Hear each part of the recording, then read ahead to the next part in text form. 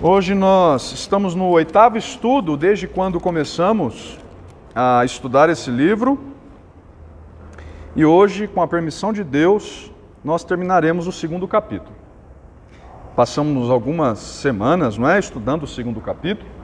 Hoje nós o leremos todo novamente, a fim de não perdermos de vista o contexto das palavras que vamos estudar. Mas, como os irmãos já sabem, de modo detalhado, assim eu diria, nós já estudamos até o verso de número 15. Com a graça de Deus, hoje terminaremos do verso 16 ao verso 23. Então, livro do profeta Oséias, 2º capítulo. Vamos ler todo o capítulo, mais precisamente a partir do 2º verso, mas a porção a qual nós nos dedicaremos mesmo está compreendida do verso 16 ao verso 23. Vou ler o capítulo 2, então, a partir do 2º verso. Assim diz a palavra do Senhor: Repreendei vossa mãe, repreendei-a, porque ela não é minha mulher, e eu não sou seu marido, para que ela afaste as suas prostituições de sua presença, e os seus adultérios de entre os seus seios, para que eu não a deixe despida, e a ponha como no dia em que nasceu, e a torne semelhante a um deserto, e a faça como terra seca, e a mate à sede. E não me compadeça de seus filhos, porque são filhos de prostituições. Pois sua mãe se prostituiu, aquela que os concebeu ouve-se torpemente, porque diz: irei atrás de meus amantes, que me dão o meu pão e a minha água, a minha lã e o meu linho, o meu óleo e as minhas bebidas. Portanto, eis que cercarei o seu caminho com espinhos, e levantarei um muro contra ela, para que ela não ache as suas veredas. Ela irá em seguimento de seus amantes, porém não os alcançará. Buscá-los-á, sem contudo os achar. Então dirá: irei e tornarei para o meu primeiro marido, porque melhor me ia então do que agora. Ela, pois, não soube que eu é que lhe dei o trigo e o vinho e o óleo, e lhe multipliquei a prata e o ouro, que eles usaram para Baal. Portanto, tornar-me-ei e reterei a seu tempo o meu trigo e o meu vinho, e arrebatarei a minha lã e o meu linho, que lhe deviam cobrir a nudez. Agora descobrirei as suas vergonhas aos olhos dos seus amantes, e ninguém a livrará da minha mão.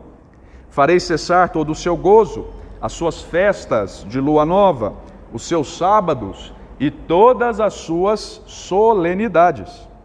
Devastarei a sua vide e a sua figueira, de que ela diz: esta é a paga que me deram os meus amantes. Eu, pois, farei delas um bosque, e as bestas feras do campo as devorarão. Castigá-la-ei pelos dias dos Baalins, nos quais lhes queimou incenso, e se adornou com as suas arrecadas e com as suas joias, e andou atrás de seus amantes, mas de mim se esqueceu, diz o Senhor. Portanto, eis que eu a atrairei e a levarei para o deserto, e lhe falarei ao coração, e lhe darei dali as suas vinhas e o vale de Acor por porta de esperança. Será ela obsequiosa como nos dias da sua mocidade, e como no dia em que subiu da terra do Egito. Naquele dia, diz o Senhor, ela me chamará meu marido, e já não me chamará meu Baal. Da sua boca tirarei os nomes dos Baalins, e não mais se lembrará desses nomes. Naquele dia, farei a favor dela aliança com as bestas feras do campo, e com as aves do céu, e com os répteis da terra. E tirarei desta o arco, e a espada, e a guerra, e farei o meu povo repousar em segurança. Desposar-te-ei comigo para sempre. Desposar-te-ei comigo em justiça, e em juízo, e em benignidade, e em misericórdias. Desposar-te-ei comigo em fidelidade, e conhecerás ao Senhor. Naquele dia eu serei obsequioso, diz o Senhor, obsequioso aos céus, e estes à terra. A terra obsequiosa ao trigo e ao vinho e ao óleo, e estes a Jezreel. Semearei Israel para mim na terra, e compadecer-me-ei da desfavorecida.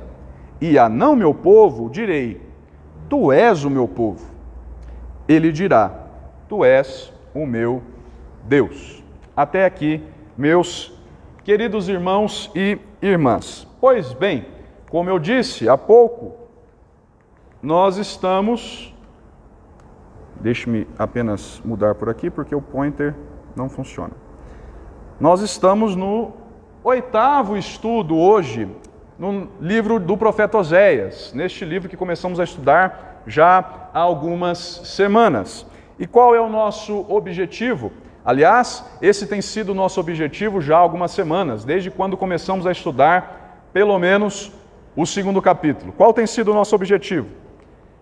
Introduzir, aliás, deixe-me andar aqui porque foi lá para o início do slide. Agora sim. Nosso objetivo, desde quando começamos a estudar o 2º capítulo, foi entender essa grande porção que está compreendida no 2º capítulo, obviamente. Então vejam, compreender esse grande trecho que vai do 2º verso ao verso 23, e com isso nós vamos refletir sobre as lições práticas da nossa vida no dia de hoje. Já há algumas semanas nós temos feito isso, né? Olhado para esse 2º capítulo especificamente e extraído dele, verso a verso, as lições práticas da nossa vida. E qual é o nosso plano de estudo para esta noite? Como sempre, faremos uma breve recapitulação do estudo passado, e aí, meus irmãos, do verso de número 16 ao verso de número 23, vamos ver os resultados futuros do plano redentivo de Deus. E já já eu contextualizo isso aos irmãos. Por que eu estou fazendo essa afirmação? Ficará mais claro daqui a pouco. Por quê? E aí, por fim, obviamente, partiremos para as nossas reflexões práticas. Mas por que eu estou chamando isso aqui de resultados futuros do plano redentivo de Deus? Ou seja, olhando para essa porção que vai do verso 16 ao verso 23. Porque, se os irmãos se lembram bem, já há algumas semanas, desde quando começamos a olhar especificamente para o verso 6, nós vimos a descrição do plano redentivo de Deus para tirar a sua esposa infiel, Israel, o seu povo. Lembrem-se, o livro do profeta Oséias parte de uma analogia entre o casamento do profeta com uma prostituta chamada Gomer, analogia diretamente relacionada ao papel de Deus como marido fiel e Israel, sua esposa, infiel.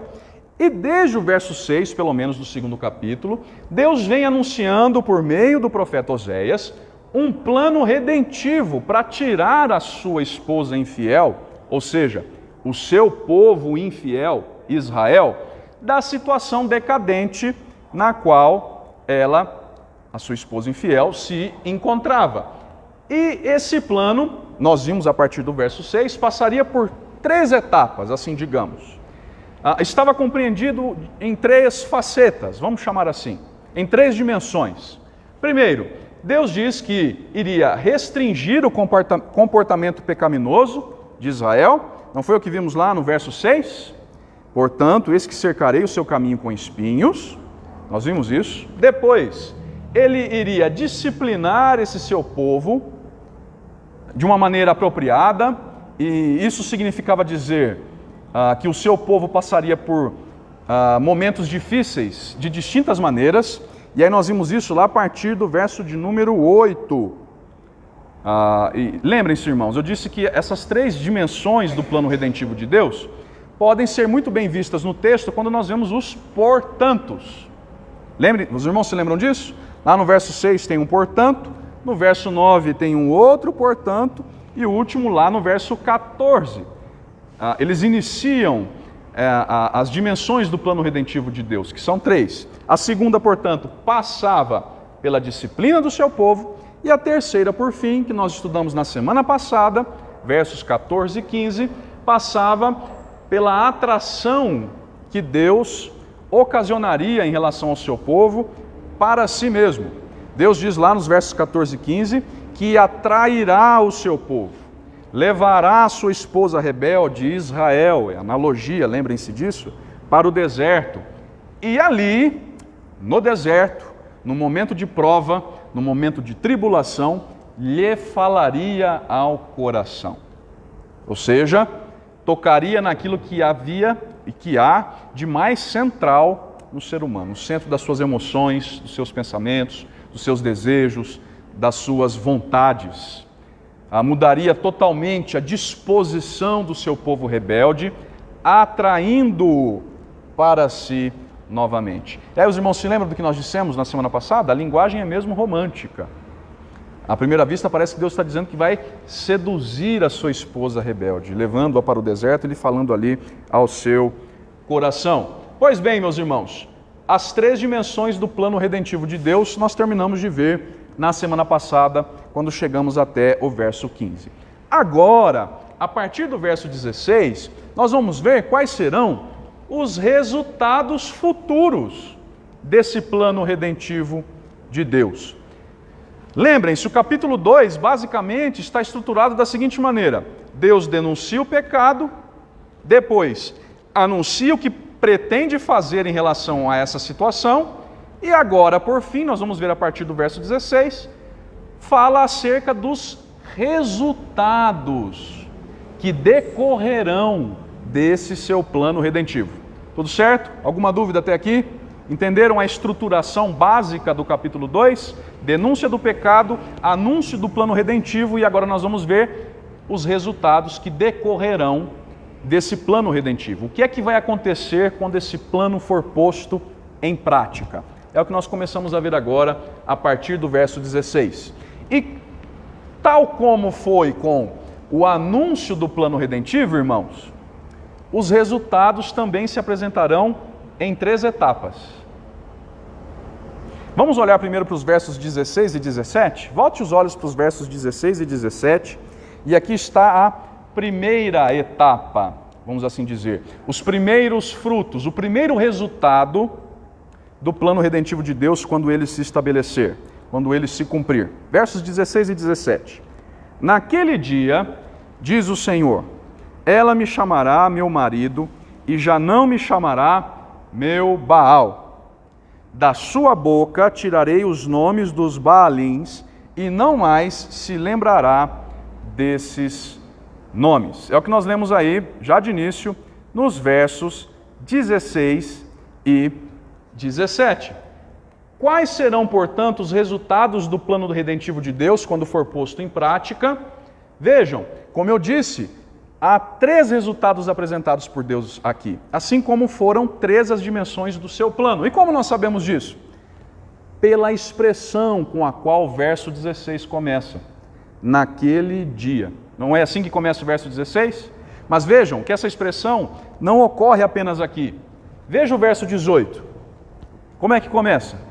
Naquele dia. Agora vejam o verso 21. Naquele dia. Perceberam, irmãos, como está estruturado o texto? Assim como a palavra portanto se repetiu 3 vezes no anúncio do plano redentivo de Deus, agora, por 3 vezes, nós veremos a ocorrência dessa expressão naquele dia, que vai indicar as 3 dimensões dos resultados do plano redentivo de Deus. O foco, portanto, sai do plano redentivo que Deus apresentou e passa para os seus resultados futuros. E qual é o primeiro resultado? O que é que nós vemos aqui nos versos 16 e 17?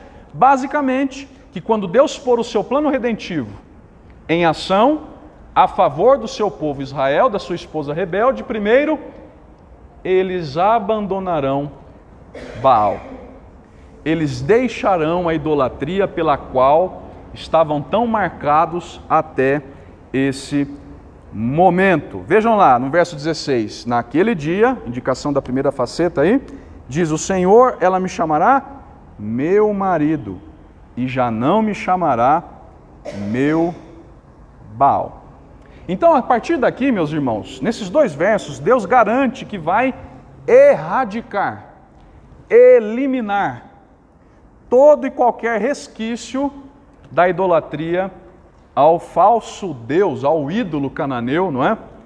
Chamado Baal. Deus vai eliminar tudo que havia sido contaminado com a idolatria, com a adoração a Baal. E olha só que coisa interessante que diz esse verso de número 16: ela me chamará meu marido e já não me chamará meu Baal. O que Deus está dizendo aqui? Que com o seu plano redentivo, quando ele for posto em prática, o seu povo deixará de confundir a fonte de suas bênçãos. Deixará de confundir o Deus a quem de fato devia atribuir toda a honra, toda a glória e toda a adoração. Porque não era isso que o povo estava fazendo até aqui? O linho chegava, a lã chegava, o alimento chegava, o azeite, o vinho, todas as bênçãos eram dadas por Deus. E o povo confundia tudo isso com o quê? Com presentes dados por Baal. O povo confundia as duas, digamos assim, pessoas, as duas divindades, e nós sabemos evidentemente, a verdadeira e única, que é Yahvé, o Senhor, com a falsa, o falso ídolo chamado Baal. Então Deus está dizendo que quando o seu plano for posto em prática, essa confusão deixará de existir. O seu povo não mais irá atribuir a outra divindade aquilo que na realidade sempre teve ou deveria atribuir a Deus. Haverá uma mudança de nomes. E os irmãos se lembram que, por vezes, Deus usa dos nomes dos filhos do profeta Oséias e diz: desamparada vai se chamar favorecida. Os irmãos se lembram disso? Nós vimos especialmente lá no capítulo 1, não foi? O não meu povo vai se chamar meu povo. Isso vai se repetir inclusive aqui no final do capítulo 2. A ideia é basicamente a mesma aqui. Haverá uma mudança de nomes também, na figura de reconhecimento como fonte de bênçãos do povo de Israel. A maneira como o povo de Israel se dirigia ao Senhor mudará. Israel deixaria de ser a esposa infiel, adúltera em relação a outros deuses e reconheceria apenas o Senhor como o único e verdadeiro Deus, ou, para usar da analogia do livro, como seu marido de fato. Deus restaurará a aliança com a sua esposa infiel, de modo que essa esposa não tratará mais como meu Baal, mas como meu marido. Diga lá, minha irmã.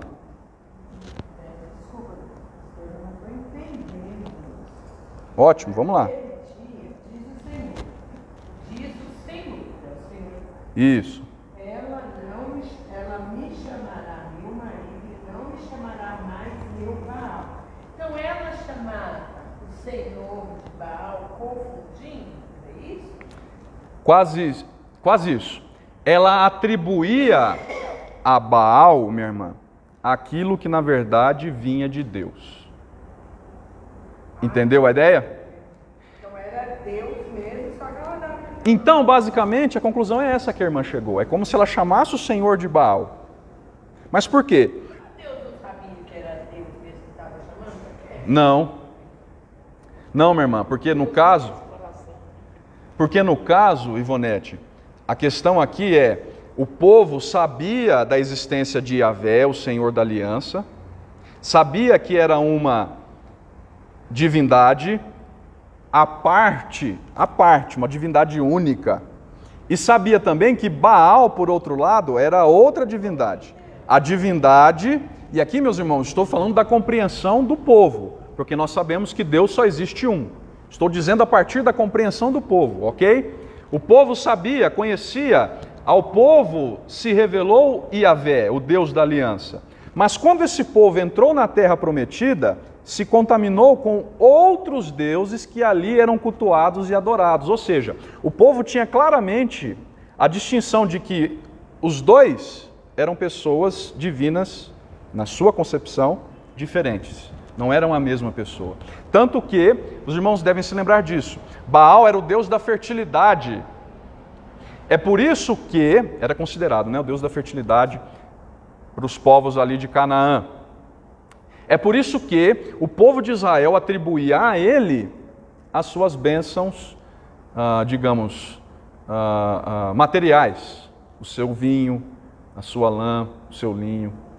Então o que Deus está dizendo aqui, basicamente, minha irmã, é que essa confusão que existia, essa idolatria, essa promiscuidade espiritual, deixaria de existir quando o seu plano redentivo fosse colocado em prática. O seu povo deixaria de atribuir a Baal aquilo que deveria, na verdade, desde sempre, atribuir a Deus. Porque vejam, o que diz o verso 16? Diz aí, né, o texto, naquele dia diz o Senhor, ela me chamará, meu marido, e atenção agora, já não me chamará meu Baal. Quando nós lemos isso, qual é a indicação? A indicação é de que até esse momento o povo estava chamando de Baal. Ou seja, estava atribuindo a Baal coisas que somente o Senhor pode fazer. O povo concebia o único e verdadeiro Deus, Yahvé, Jeová, se quiserem traduzir para a língua portuguesa, não é? De um modo totalmente distorcido. Associava Yahvé à divindade cananeia. E Deus está dizendo, quando o meu plano redentivo for posto em prática, nas 3 dimensões que nós já vimos, o povo deixará de fazer isso. E aí vejam lá, irmãos, verso 17, da sua boca tirarei os nomes dos Baalins. Baalins, irmãos, basicamente é o plural de Baal, ok? Na língua hebraica é assim que se escreve, rim. Toda vez que os irmãos verem uma palavra que termina, toda vez não, né? Mas via de regra, na maioria das vezes, palavras que terminam assim, ins, indicam plural na Bíblia, porque na língua hebraica, originalmente, né, onde o Antigo Testamento foi escrito, é a terminologia final que dá a indicação de plural. Elohim, por exemplo, está no plural.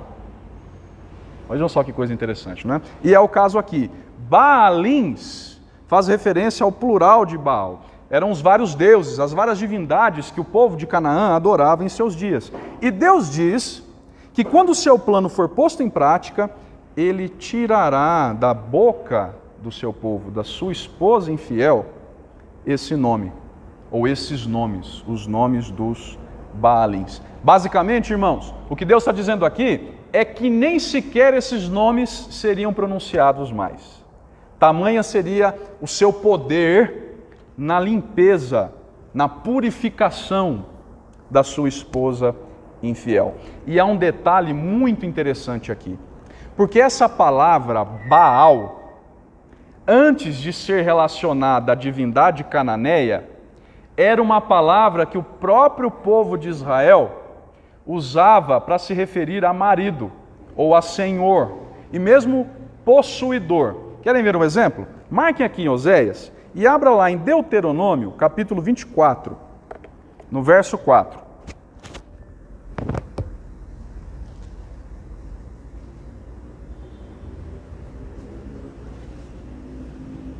Deuteronômio, capítulo 24,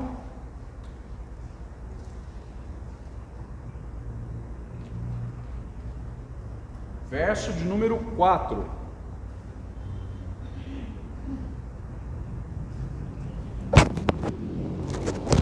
Deuteronômio, capítulo 24, verso 4. O que diz aí, meus irmãos? Quem achou pode ler em alto e bom som, por favor. Então, seu primeiro marido, que a havia mandado embora, não poderá voltar a tomá-la por mulher depois de contaminada, pois isso é uma abominação diante do Senhor. Não farás pecar a terra que o Senhor, teu Deus, te dá por herança. Ótimo. Deus está passando aqui as instruções pré-entrada em Canaã. E aí, aqui está uma instrução muito específica acerca do divórcio. Mas alguém pode perguntar, o que isso tem a ver com o nosso texto, não é? Lá em Oséias. Acontece que aqui, o que nós lemos por marido, lá no comecinho do verso 4, então, seu primeiro marido, na língua hebraica em que o texto foi escrito, sabe qual é a palavra aí? Baal. Baal. Vejam, isso antes do povo entrar na terra de Canaã. O que eu quero dizer é o seguinte, essa palavra, antes de assumir, antes de se associar a divindade cananeia já era utilizada pelo povo do Senhor para se referir a outra coisa totalmente diferente. Nesse caso aqui, como eu disse para vocês, era um termo usado para se referir a marido, senhor ou possuidor. Mas quando o povo entra em Canaã, e em Canaã há uma divindade específica com esse nome, a qual inclusive o povo passa a adorar, essa palavra vai e se associa fortemente com a divindade. E aí o que Deus está dizendo lá em Oséias é o seguinte: eu vou exterminar mesmo o uso dessa palavra de entre vocês. Em outras palavras, essa palavra que antes mesmo de vocês entrarem na terra já estava no vocabulário de vocês, deixará de fazer parte do vocabulário de vocês. Porque desde o momento em que vocês entraram na terra, a associaram com uma divindade cananeia. Estão entendendo, irmãos, o que eu estou querendo dizer? Ou ainda está complicado? Entenderam a mensagem aqui? É exatamente isso que Deus está dizendo aqui, que Ele vai extirpar de entre o seu povo tudo aquilo que havia sido contaminado pela idolatria. Porque antes do povo entrar na terra, a palavra não tinha nenhuma conotação idolátrica. Estão entendendo? Só que depois que o povo entrou e se contaminou com a adoração a Baal, a palavra passou a ter essa conotação. Passou a estar relacionada à divindade de Canaã. E Deus está dizendo: a limpeza que eu vou fazer, a purificação que eu farei em vocês, por meio do plano que eu acabo de anunciar, vai extirpar tudo que estiver contaminado, ainda que minimamente, pela idolatria. De modo que da sua boca eu tirarei os nomes dos Baalins, e com isso, olha lá no final do verso 17, voltando para Oséias, não mais se lembrará desses nomes. Não mais se lembrará desses nomes. Sabe o que é interessante? Quando a gente olha para o verso 13, que nós já estudamos, lá no finalzinho, o que é que Deus diz? Que o seu povo havia se esquecido dele. Mas olha agora o que Deus está dizendo que fará pela sua graça. Ele vai agir para que o seu povo se volte para ele e assim se esqueça de Baal. Não é maravilhoso o que Deus está anunciando aqui? Que pela sua graça, porque percebam, irmãos, até esqueci de avançar aqui, né? Nós já falamos sobre tudo isso, são só tópicos. Paramos aqui. Não deixem de perceber isso, que é Deus quem opera, é Ele quem diz. A pessoa aqui está na voz ativa, né? Eu tirarei os nomes dos Baalins, de modo que vocês não se lembrarão mais deles.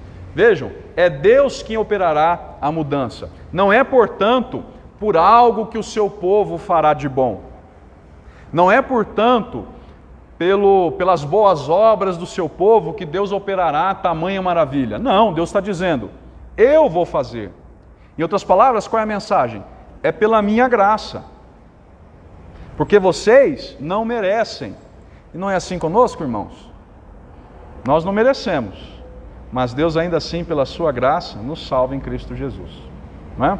A mensagem é bem parecida nesse sentido. Presbítero Evêncio. Quando nós olhamos para o texto que nós fizemos, a expressão marido que o pastor original já era Baal, possuidor, para que ficamos, né? Então o povo chega e diz: agora nós vamos ter um novo possuidor. Perfeito.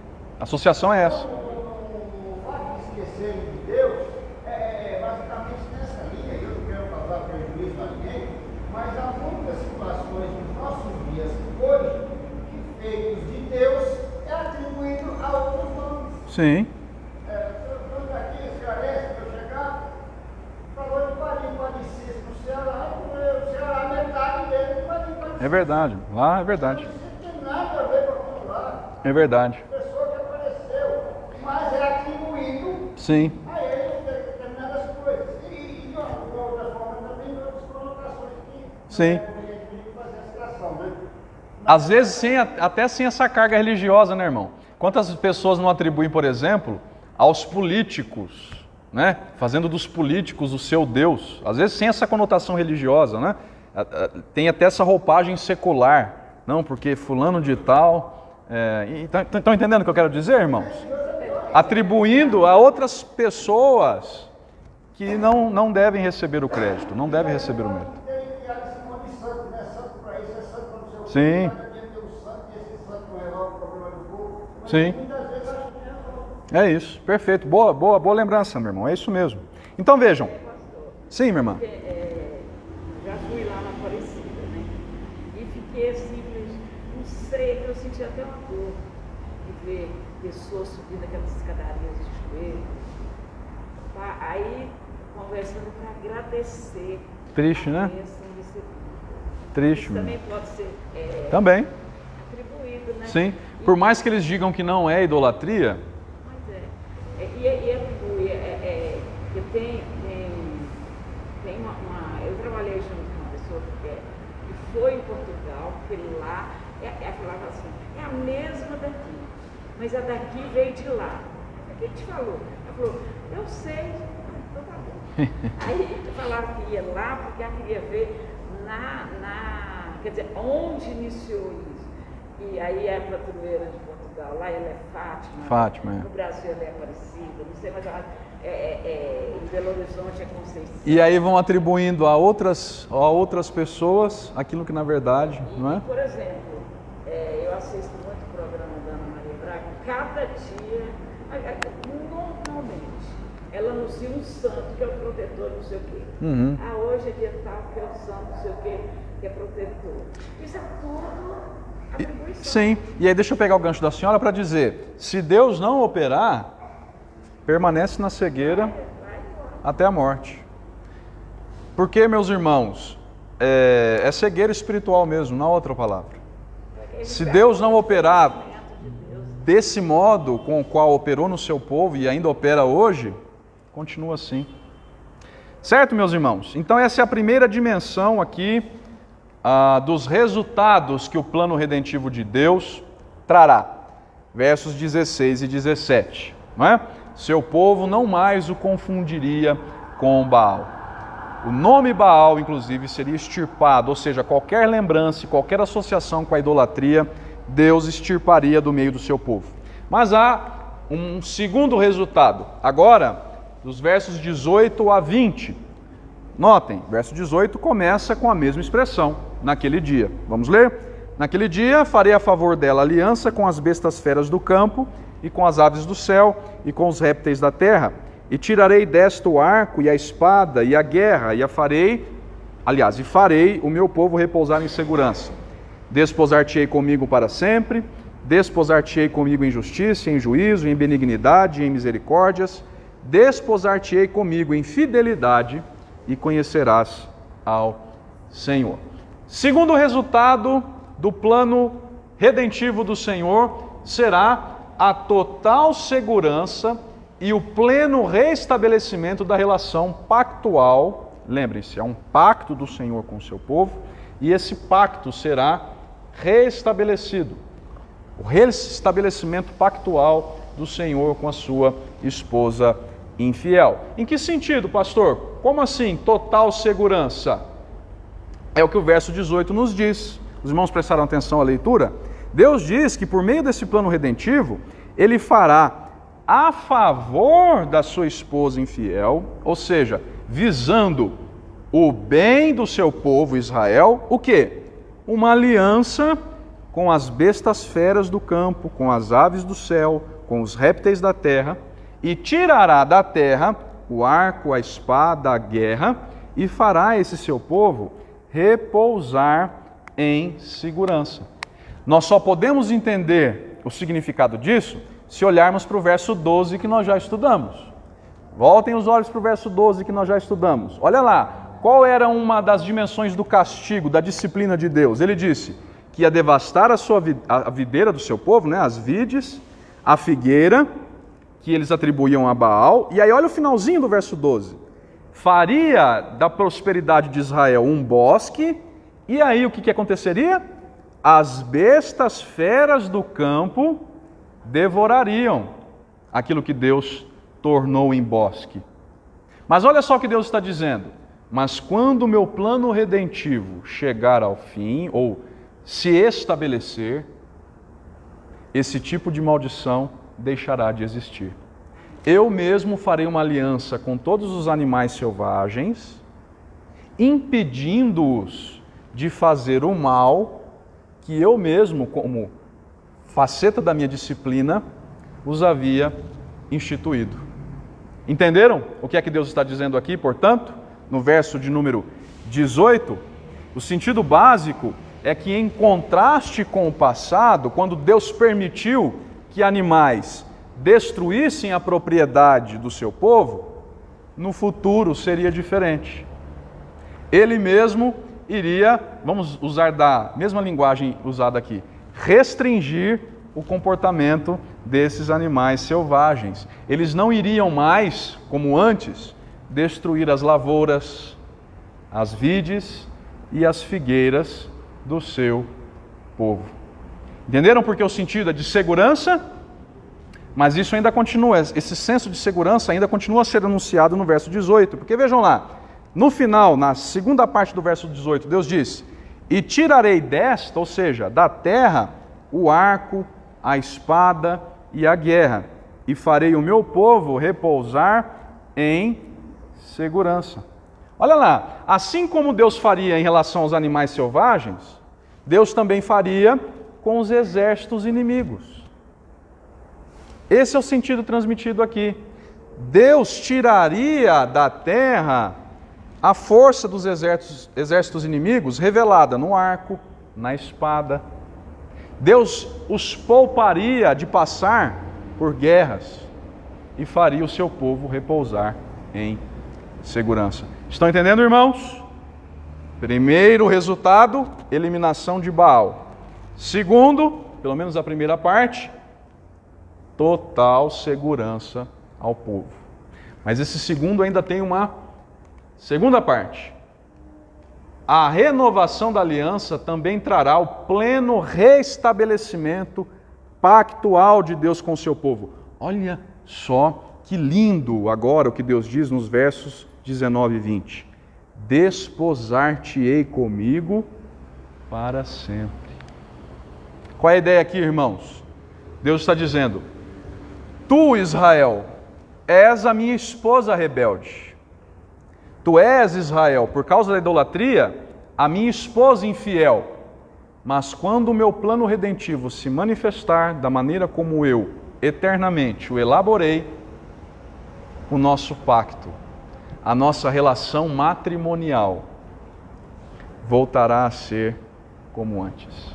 Eu vou te desposar como antes e para sempre.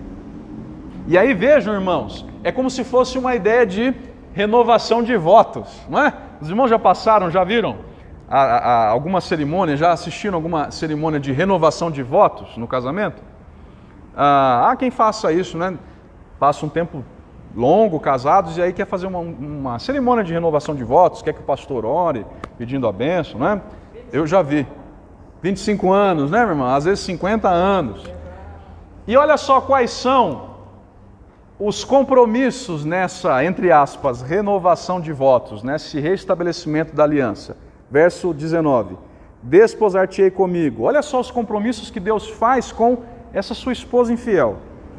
Justiça, em juízo, em benignidade, em misericórdias. Verso 20. Desposar-te-ei comigo em fidelidade. Não é linda a cena descrita aqui, irmãos? É como se Deus estivesse renovando os votos da aliança com a sua esposa infiel. Como se estivesse dizendo à sua esposa infiel: eu garanto que a nossa relação será marcada por justiça, retidão, aqui pode ser traduzido como juízo, né? Benignidade, misericórdias e fidelidade. E olhem só, irmãos, para sempre. Deus está garantindo que para sempre a sua relação com o seu povo seria marcado por esses valores, digamos assim, por essas expressões da sua graça e do seu amor. E como resultado, final do verso 20, e conhecerás ao Senhor. Até aqui, o povo dava nítidas demonstrações de que não conhecia Deus. Pelo contrário, só se afundava em idolatria. Mas Deus diz, quando o meu plano se manifestar, vocês vão abandonar Baal, eu vou trazê-los em segurança, e aí, na renovação dos votos da aliança, vocês me conhecerão. Vocês me conhecerão. E esse é um verbo, irmãos, muito presente nesse livro do profeta Oséias.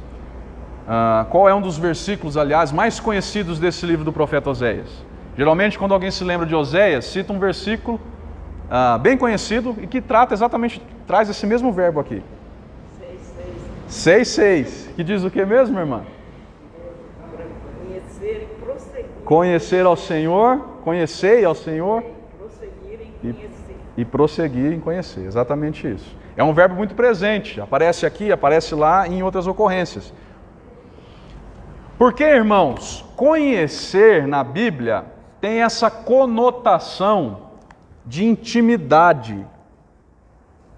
Intimidade.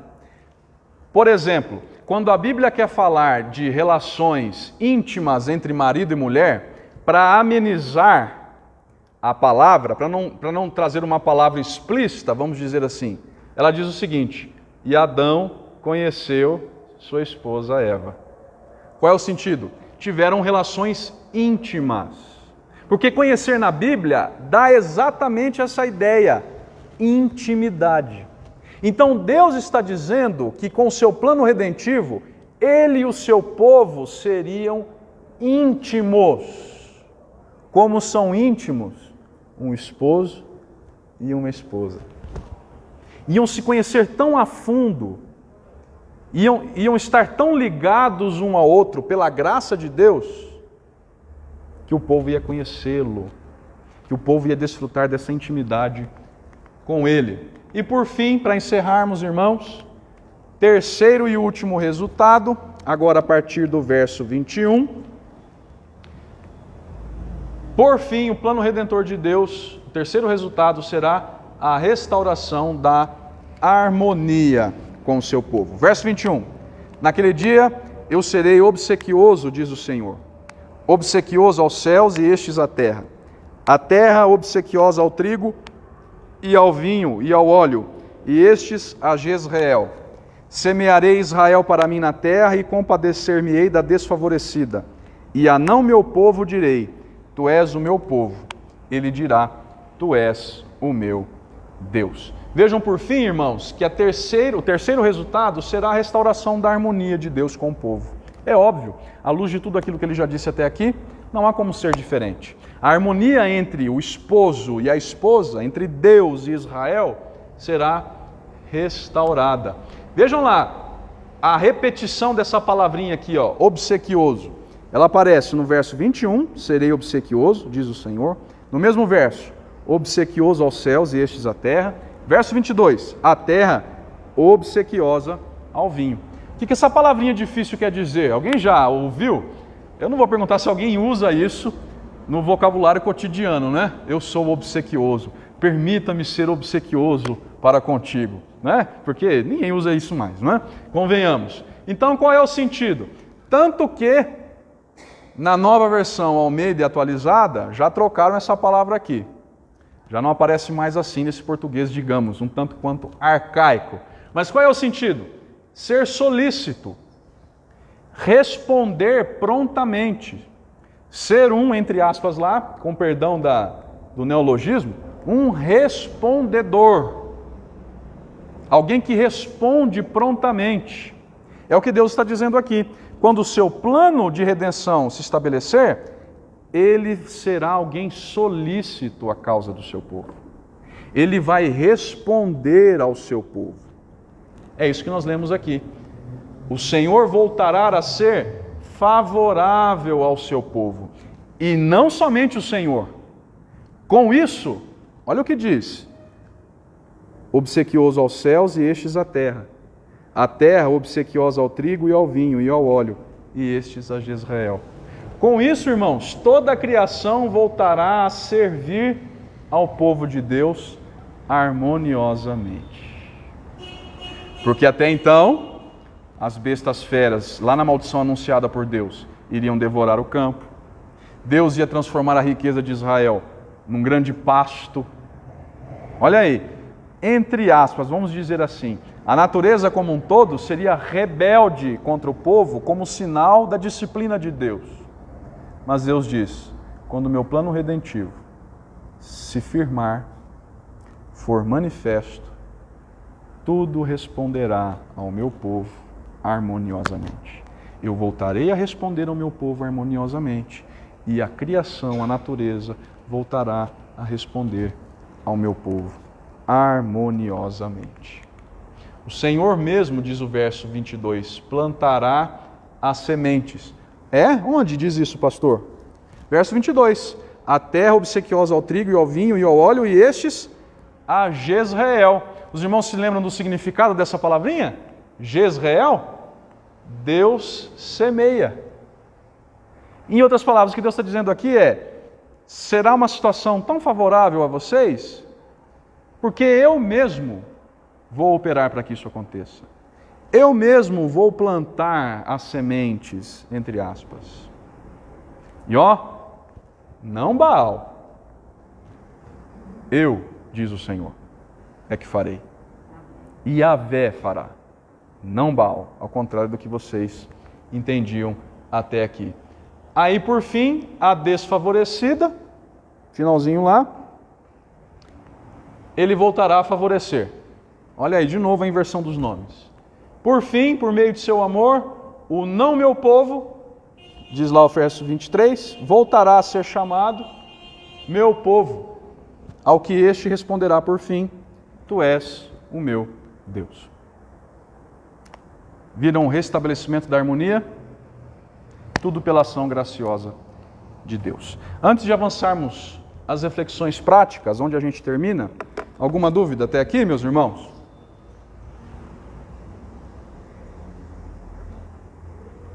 Deu para entender, então, minimamente, esse capítulo de número 2?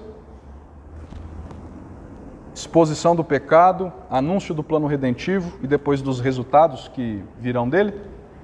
É isso que nós vimos aqui. De que modo, então, para terminarmos, isso tudo se aplica à nossa vida hoje? Eu separei 4 breves aplicações. Primeira, ainda que indiretamente, os versos 16 e 17, lá a respeito de extirpar Baal, mesmo do vocabulário, não é?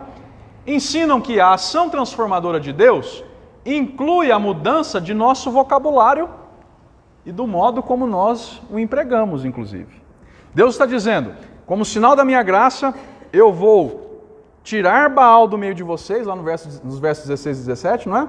A ponto de remover essa palavra do vocabulário de vocês, porque ela está associada à idolatria. E aí o que é que a gente aprende, meus irmãos? Que essa ação transformadora de Deus, ainda hoje, inclui também a mudança do nosso vocabulário. É uma aplicação um tanto quanto indireta, mas é uma aplicação. Crentes transformados por Deus abandonam tudo o que o desagrada, tudo o que está relacionado com as antigas práticas de vida. E em alguns casos, isso se reflete no vocabulário. Não é feio quando nós ouvimos um crente usar palavras que fazem referência ao seu antigo estilo de vida? A sua vida do passado? Às vezes palavrões até, palavras chulas, que não edificam, que não contribuem em nada, que não acrescentam em nada. Isso não deveria acontecer, irmãos, porque quando Deus nos transforma de fato, Ele tira tudo aquilo que o desagrada, inclusive as palavras que o desagradam. Esses 2 textos aqui do Novo Testamento falam sobre isso. Os irmãos não precisam abrir agora, mas se quiserem anotar, Jesus diz lá, né? Mateus registra, que a boca fala daquilo que está cheio o coração, do que o coração está cheio. Se o nosso coração está cheio de Deus, irmãos, o que é que vai sair dos nossos lábios? Coisas que edificam, relacionadas a Deus, ao Senhor, porque Ele opera isso em nós. Agora, se o nosso coração está cheio de coisa ruim, o que é que vai sair dos lábios? Efésios 4:29 também dá esse mesmo sentido, né?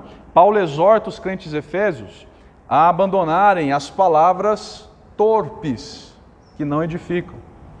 Enfim, irmãos, o que eu quero dizer com isso?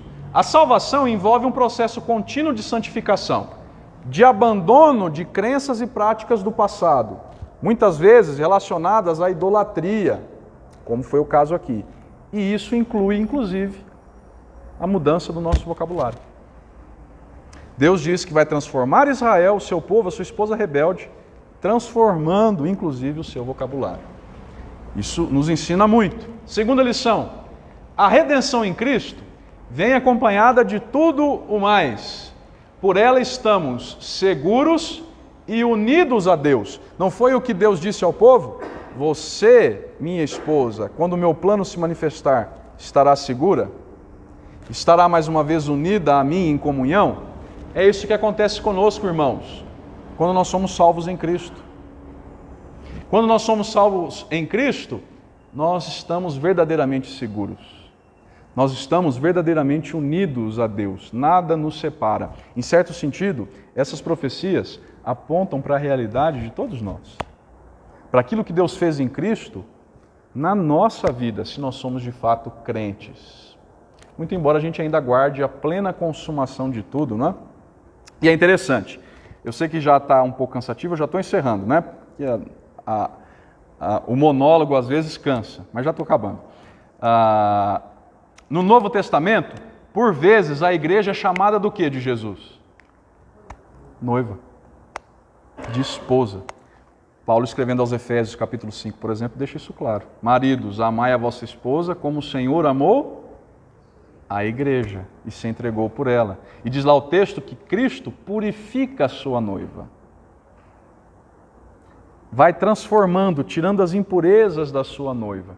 Curiosamente, é a mesma analogia empregada aqui no livro do profeta Oséias. Deus vai limpando o seu povo, vai purificando o seu povo. E lá em Apocalipse 19, diz João, na sua visão, que os crentes estarão lá para desfrutar das bodas do Cordeiro, da consumação final desse casamento entre Jesus, o noivo, e a igreja, sua noiva. Você e eu, nós estaremos lá, irmãos, para viver isso tudo que foi, de maneira completa, tudo isso que foi profetizado por Oséias. Terceiro, os irmãos repararam nos termos da renovação dos votos aqui? Justiça, juízo, benignidade, misericórdias e fidelidade? Pois bem, isso tudo nos inclui. Ao nos salvar em Cristo, Deus exerce tudo isso em relação a nós. E o melhor de tudo, irmãos, no Espírito Santo, nos capacita a fazer o mesmo por Ele. Deus nos ama tanto a ponto de nos transformar, de modo a fazer com que nós respondamos a Ele da mesma maneira com a qual Ele se dirige a nós. Deus diz que vai renovar os votos aqui, não é? Nesses termos, justiça, juízo, benignidade, misericórdia. Tudo isso, irmãos, fidelidade, se aplica à nossa vida hoje. E Deus é tão bom que Ele faz com que nós também sejamos capazes de desenvolver isso em resposta a Ele. E por fim, último lugar, assim terminamos, nunca nos esqueçamos. O belo e gracioso plano de Deus se cumpriu em Cristo. Esse plano anunciado aqui se cumpriu em Cristo. E os resultados dele, que nós estudamos hoje, nós vemos na nossa vida hoje. Somos todos testemunhas disso, não é? O modo como o Senhor lidou com Israel estava prefigurado em Jesus. Jesus se identificou conosco, o não meu povo, morto em seu delito e pecado, submetendo-se à ira de Deus como um não meu filho. Os irmãos se lembram das palavras de Cristo lá na cruz? O que é que ele disse? Em aramaico.